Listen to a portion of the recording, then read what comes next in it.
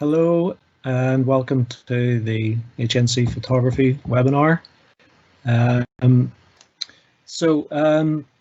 Just to introduce myself, my name is Mark Dale. I'm coordinator for the HNC and the HND in photography at SERC Bangor. So the purpose of this webinar is to hopefully clarify something more about the course than just the web descriptor. And give you guys an opportunity to ask some questions which are maybe not covered either by this webinar or in the information that you find online. So basically, instead of the one-to-one that we may have had on an open day in the college, hopefully this goes some way to kind of replicating that or giving you the forum to ask those questions. Okay, so my agenda today is to take you through hopefully what you can see on the screen here, the course structure, the subject areas that we cover on the course, how that is delivered when you're on the course, progression opportunities and progression routes, the entry requirements, the qualifications and experience that you'll need to be able to get onto the course. I've put examples of student work along the way, and there's quite a lot of lovely examples at the end. And at the end, useful contacts and a Q&A, an opportunity for you to answer questions. On the subject of the Q&A,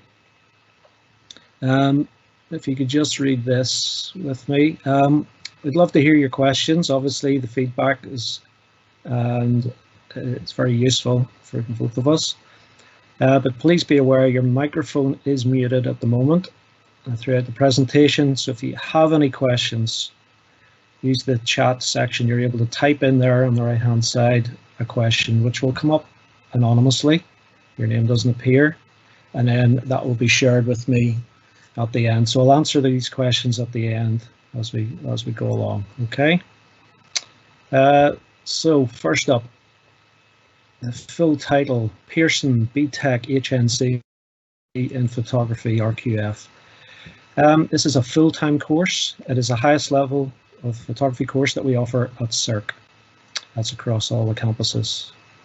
The course forms a natural progression from the following SERC courses. So we have other courses which can and do feed into this HNC course. We have an OCR diploma in photography, which is a level 3, which is kind of A level. And also we have a foundation diploma in photography, which is a level 3 course, which ends at a level 4 level. Okay, so today we're concentrating on this HNC. But what is a higher national level course? What does it actually mean? Well, this quotation comes from Pearson themselves, the awarding body. And they state the purpose of a BTEC Higher National in Art and Design is to develop students as professional, self-reflecting individuals, able to meet the demands of employers in the creative industry sector and adapt to a constantly changing world. The qualifications aim to widen access to higher education and enhance the career prospects of those who undertake them. So that is the ethos of a higher national qualification. It's a professional qualification. And within that short quotation there, you can see that the idea of being self-reflecting and individual and those skills that you will need to get into the industry are part of the course structure. At a glance, this full-time course will suit you perhaps if you've just finished A-levels. Maybe you didn't just finish them, but maybe you have A-levels and you're under 21. Or perhaps you've been out of education for a while and would like to retain or regain a professional qualification. Mature students, applications are welcome for mature students. That mature student is someone who's over 21. And the application process is exactly the same for everyone, which I'll go through later on. But and I'll also talk about the specific qualification level that you will need to apply. Okay. Course content, it is varied and quite detailed. I mean, we do traditional film and digital photographic formats and the related software to those. We maintain our photographic darkrooms, working in black and white and chemical processing and all of that. We've kept hold of those throughout the years. One of the few colleges that still have these. We have two darkrooms, one large, one smaller, and we find it invaluable for giving people a broader experience of photography. Sets it into context, and perhaps you've been working in digital all your life and this is brand new. Some people come into the course, they remember the film photography nostalgically, and there is a growing forum of new people coming into film, both black and white and colour, and this is something that you can push within the HNC. A lot of our students do run with the film aspect, even though they've been brought up on digital and thought it was the only thing possible, the best thing possible, but they've realised that film has got its possibilities also. You will be working in a photographic studio using flashlights, things like that. You'll also be taking lighting on location, working at a professional level in response to client-led briefs, which cover portraiture, fashion, product, and location work. I'll pick up on this idea of a client-led assignment later on, okay? Individual and group projects, which are practical and resourceful, requiring independence, resourcefulness, and effective collaboration between fellow students and clients. Okay, so there is group work and solo work within the course. The final project, which is usually delivered in semester 2, involves a self-initiated project, which is you identifying an area you'd like to work in, making and preparing work for a public exhibition of that work. Okay, now the themes are set by Pearson, but how you go about those themes, that's the part where that's a self-initiated part. Okay. Just a slide there showing one of the larger of the dark rooms. This is a black and white dark room. In other words, the enlargers, those machines that you can see there are for black and white only. Okay, we don't do any color printing, but we do color processing, and students scan those negatives. Okay. Another quick slide just showing you part of the studio space. This was set up for a product shot using what you can see there is called a light table. So a pure white background. There are lots of bits and pieces of equipment that we have for indoors and outdoors, and we do a lot of stuff based on what we saw earlier, portraiture, fashion, product. Okay. The delivery of the course, it's an intensive higher national certificate, full-time 1-year course. Okay, it normally works out about 3.5 days per week, 15 hours in total. Okay, I'll just read the rest of this. The course is delivered through a blend of practical classes, lectures, workshops, educational visits, group tutorials, and one-to-one tutorials. Just coming back to the hours per week. It is usually condensed into 2 full days and a half day. We don't know what those days are. One of the frequent questions that we get is about timetabling, and we will not know the exact timetable until late August. Okay, but we usually try and make it as manageable as possible because we understand that people have other commitments, and it's better if it's kind of condensed, and so you've got time to actually go out and do the work, do the assignments as well. Okay. The course structure, so these are the kind of units. I mean, Pearson have got the way it's structured for the RHNC, we've got 8 units, and we got 4 mandatory core. In other words, these have to be done. And they are contextual studies, professional studies, techniques and processes, and then this second semester individual set project. That's the one where Pearson set the theme and you interpret that theme. The others are the specialist units. These are all at level 4 units, by the way. They're all set at the same level. We have lighting for photography, photographic practices, screen-based practices, which is your digital software manipulation and that sort of stuff, and visual narratives. And I will talk about how these are delivered in the next one. So we've got 8 units to get through in 1 year, and how we do that, we do those through a series of practical, hands-on problem-solving assignments which combine research theory and the practical application of your photography skills. Okay, so basically within one assignment you could be ticking boxes for 2 or 3 of those units at the same time, so it's not like we march through them one after the other. They're kind of intertwined. For instance, you'll be researching particular photographers related to the theme and then producing work, actual work, using particular specific equipment based on that. So that way that's kind of how we do it. And as often as possible, more often than not, we're working with a scenario or a client-based assignment, a theme, and that's what you're tied to. What do they want? How do they want this produced? And the skill level is raised by doing that. Okay, so our team is made up of people from different backgrounds. It's a healthy range of people from fine art, graphic design, and photojournalism, and we can cover all bases with our skill sets from these backgrounds.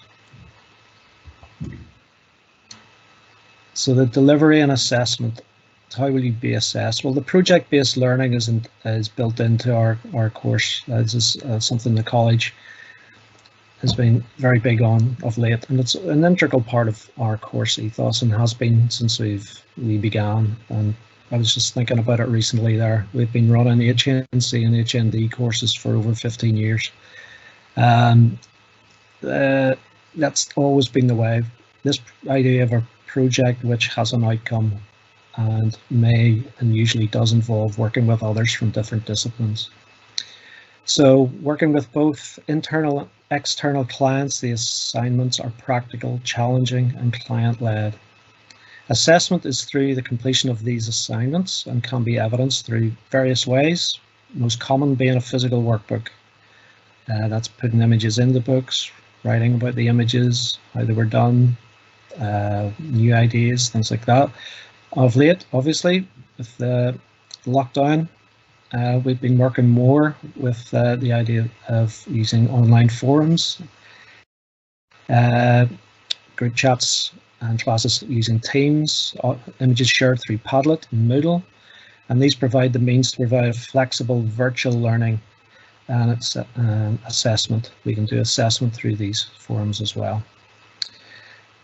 And just to underpin the fact that these assignments have been validated by Pearson and have been seen over the years to be of great value to students, our moderator reports consistently acknowledge the assignments that we write and deliver, and they report that they motivate the students, allowing each of them individual and creative opportunities. So within the projects, there are ways of working the way you want to work. We get people who apply for the course and who are on the course at this level. Some people are qualified, for instance, wedding photographers or photojournalists, but they just like the outlet of being able to express themselves through different ways, and meeting other people and talking to other people about their work and how they work. So for some people it's an outlet, for other people it's a progression route. They want to up their game and just actually take it to a new level. And the course is very flexible around that. Some people know exactly where they want to go. It's going to be a job for them. Other people, it's a route to get to somewhere else. That could be the HND, which is the next level up, Higher National Diploma, or onto a degree. Okay. It's just the example put in here of a very recent thing we did just before the lockdown. It was Fun with Fabric evening we did in Bangor. church hall in the centre of town. So massive event, hundreds of people there, and you get an idea there. We did kind of a wee mock-up. We took our lighting rig on to the location, set up a little studios setup. Plus, the guys also had to try and shoot. The challenge was to try and get these the models coming down the kind of catwalk, which they did very well, considering it was the first time they'd had a go at this. So I was in at the deep end. So that is an example of project-based learning, and that was for an external group who contacted us. Employability and progression. How will this make me more employable or aid my progression to the next level? Well, an HNC Level 4 course will enhance your employability and professional skills in preparation for further study onto an HND, a degree course, or indeed into the workplace. Previous students have progressed into years 1 and more often 2 of a degree course, and a couple have even gone straight into masters, having completed HND. Also, others have gained employment in photojournalism and local social photography sectors. Our student company, Impact Imaging, which we kind of, it's like our umbrella kind of company. When we get these jobs that come in, we kind of form a team. It's different teams each time, giving everybody an experience of this. It provides students with real life experience, industrial experience of working with clients, talking to clients, realizing what they want, acknowledging what they want, and producing the goods. So not only is this work makes you kind of more employable and giving you that industrial experience, but all of this is accessible against the units that we were talking about earlier. So it might seem sometimes that you're stepping out of a project to do one of these jobs, but it's all accessible. Okay, so it gives you the edge in the marketplace. It provides important breadth and depth to your CV profile, as well as importantly, when you leave and go wherever you go, you've got these industry contacts as well. Okay, so here's some examples of some student work coming up, and also at the end here talk about the entry requirements, and the last slide I believe is the useful links and contacts we'll need. Okay, so again, collaboration work, project-based learning is set here. We're done with our drama department. From the college across the way. So we frequently do this, provide them with portfolio images for their careers. Okay, and this is again where it feeds into lighting units, and they're doing studio-based work here, and they also have to photograph the students on location, natural lighting as well.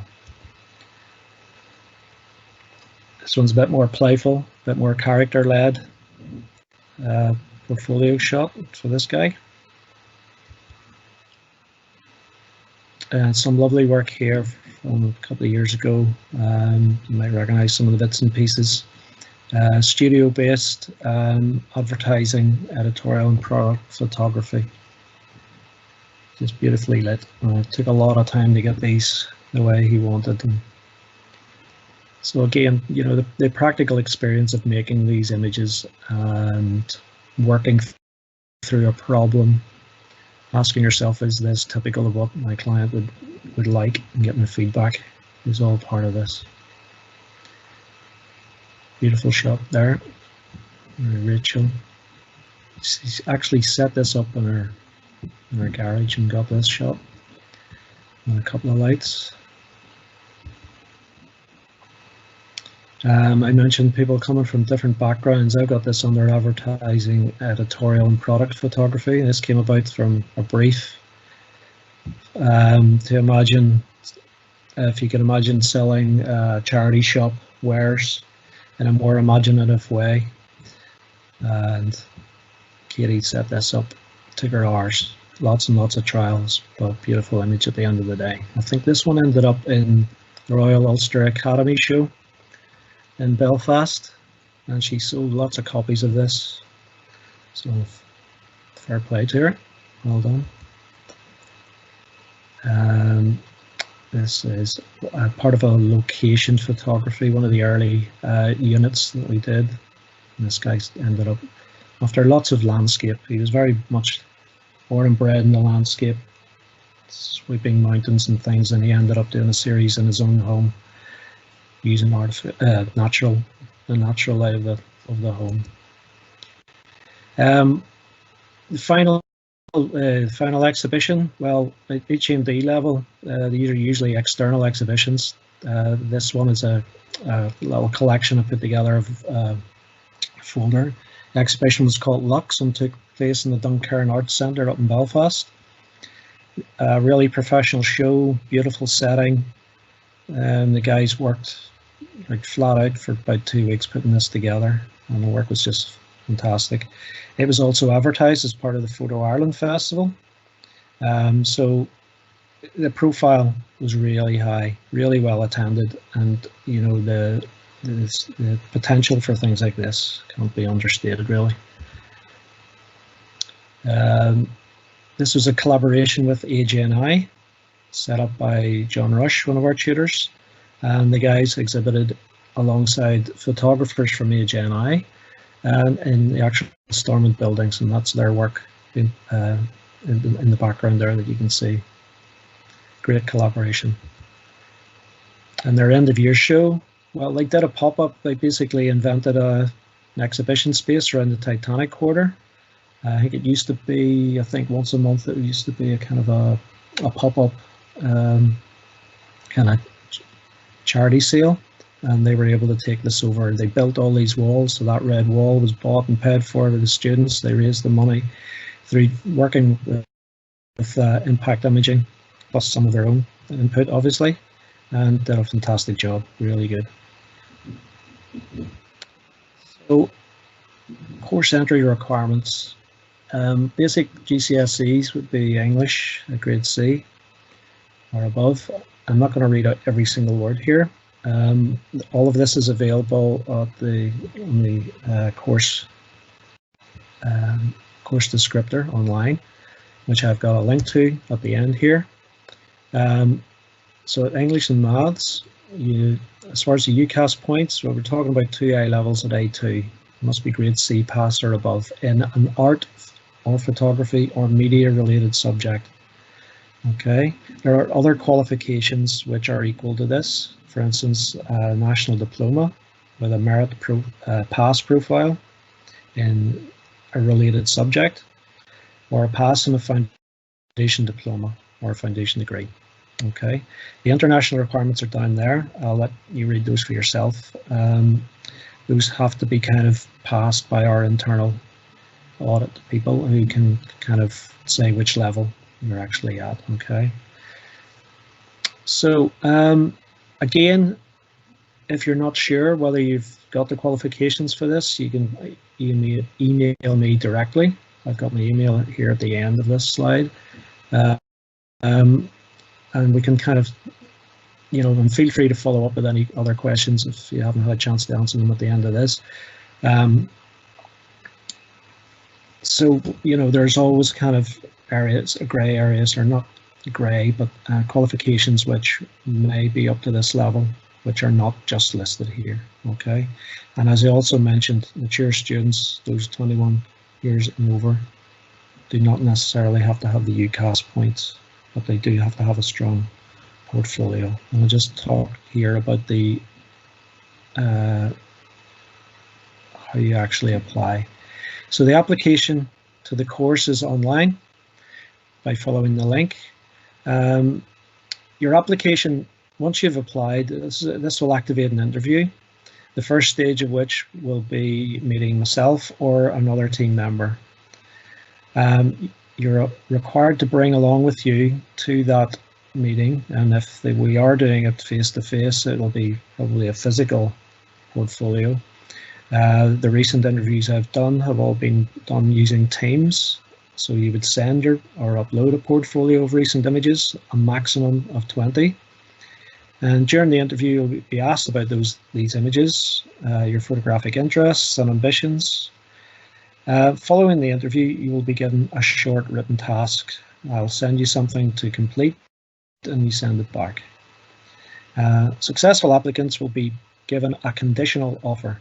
This is campus-wide. Everyone is given a conditional offer. And a summer assignment will be issued.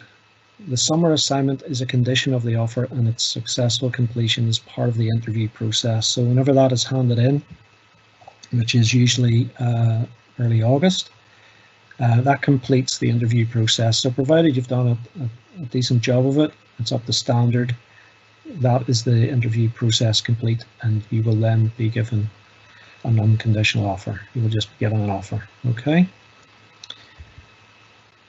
So these are the contacts, people who are links that you will need. So the online application is just through the college website. You just basically, as soon as you log on to SERC, there will be a box there, and you just basically type in HNC photography, and it should take you straight to the course descriptor, and also an application form is in there.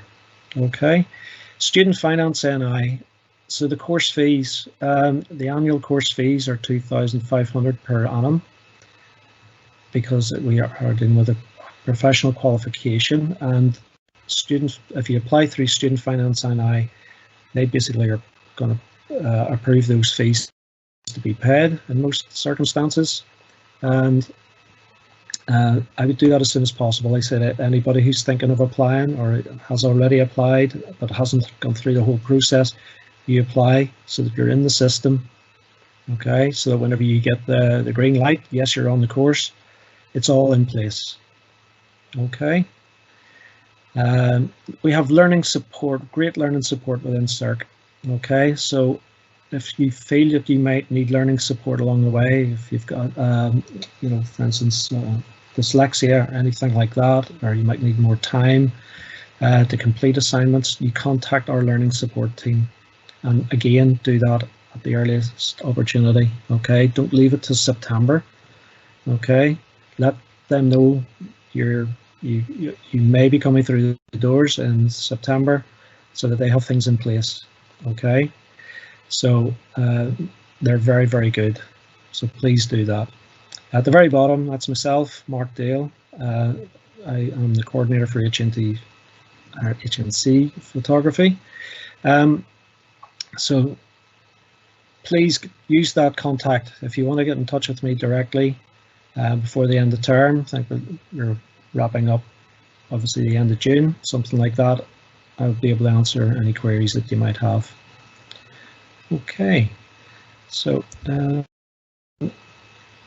thank you very much for joining me today. I hope I answered most of your questions, but as I say, if you have any questions, please put them up there, and I'll get answering them. Okay. So we have had a few questions come through there. Would you like me just to read them to you? Yes, please. Thanks, Lucy. What are the sizes of the classes? Oh, can you hear me? Yep. You're a bit faint. Okay. Oh, maximum class sizes are 18. They're capped at 18. Okay.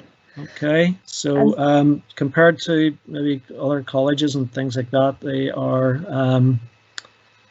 the student tutor ratio is really good. Okay, and then okay. So we've got actually another 6 here.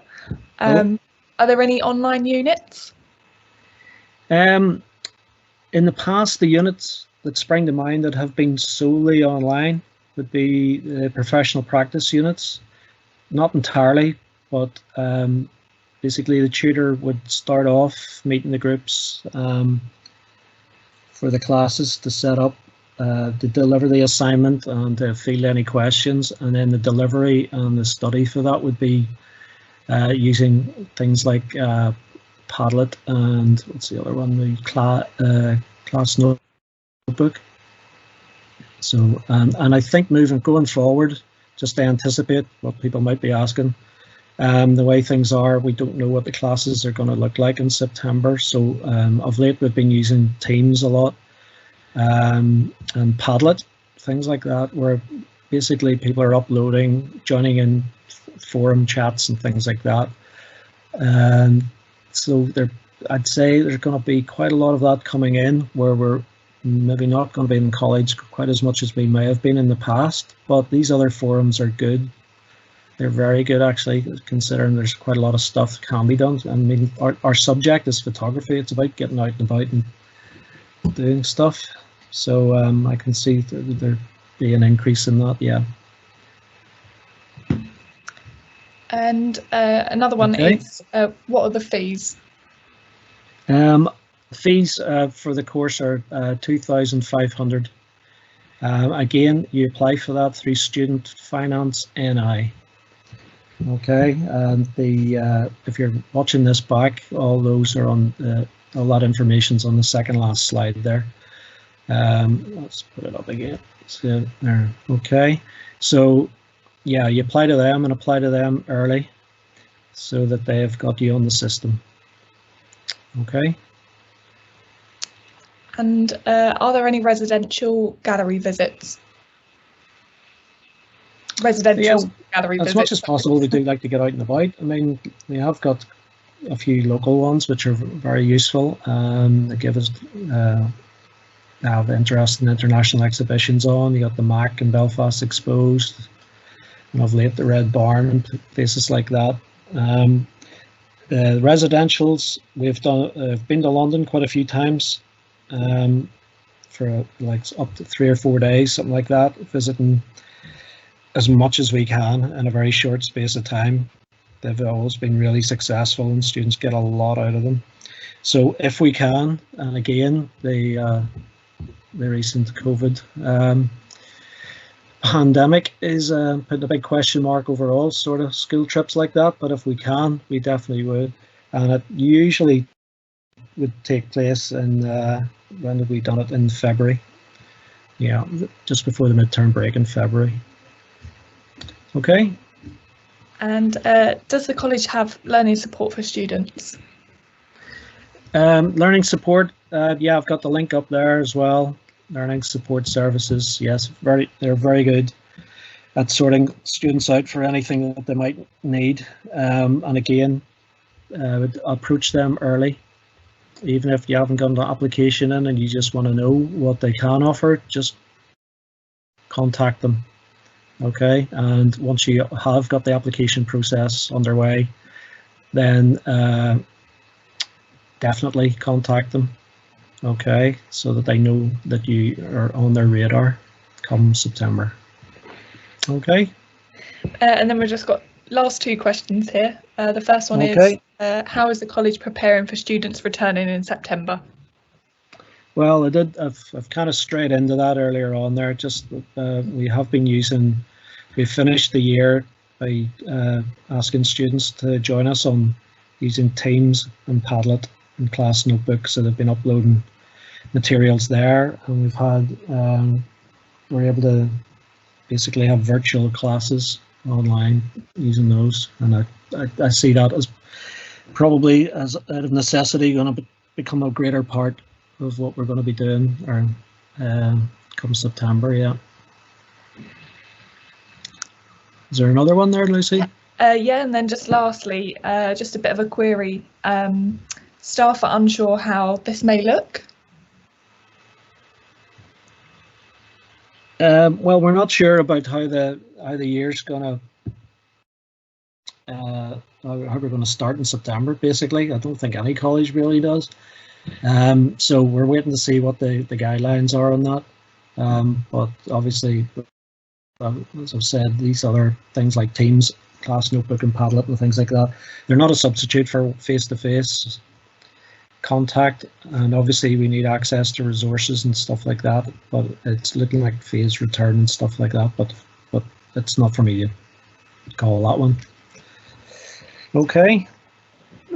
Yep, that's all of the questions there. All right. Well, if there aren't any more questions, I just say thank you again for joining us online, and if you're listening to this back, please get in touch using the email there for myself if you need any more questions answered. Okay, thank you.